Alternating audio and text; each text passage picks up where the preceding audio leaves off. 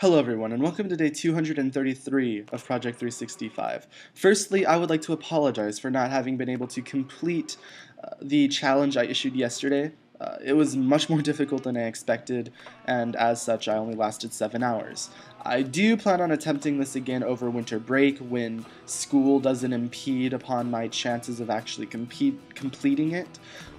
But for the time being, I apologize, I'm a failure. And let's get on to the video. Alright, so this is going to be my first attempt at a scripted video. This is just to make sure that I can make my point as clear and concise as possible, because this is an important issue to me, and as such it deserves respect and clarity as much as I can provide. As a homosexual male, I am unable to donate blood. We all know this, and yet rarely is it ever truly discussed. It's barely accepted and people move on.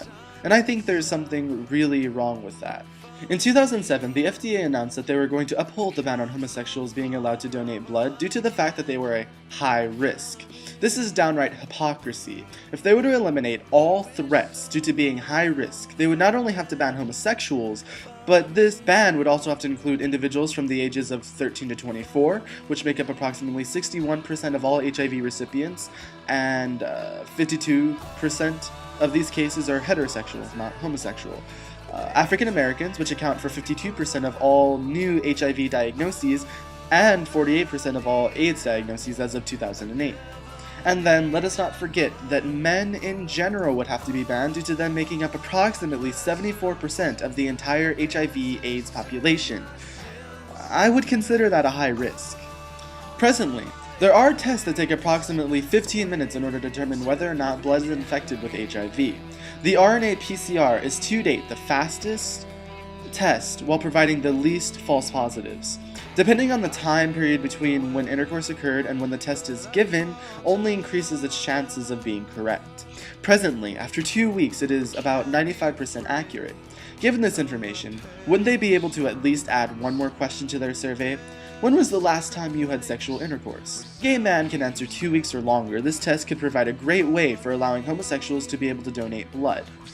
While the HIV antibodies may remain dormant for up to 3 months or longer, if they do wish to go with the ELISA test, which looks at blood enzymes, then if a homosexual man can provide a recent test after having taken the ELISA test, then he should be able to donate as well. However, they instead choose to create a blanket of discrimination.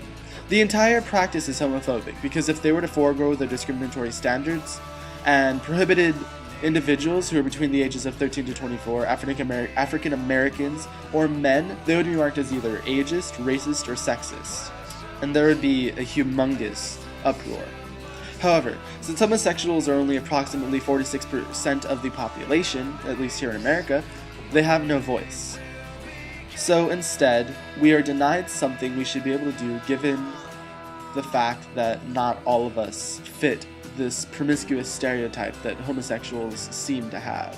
Now, there are certain ideological aspects that come into play, as in someone who might not want to be given a homosexual's blood. Whilst the blood can remain anonymous, it can be marked as gay blood. While I do hate the concept of doing this, it would be the most socially acceptable option to create an option for individuals who hate homosexuals. There needs to be reform of this process because presently it's discriminatory. The FDA needs to reorganize its procedure and look into these methods that have proven to not only be quick, but reliable.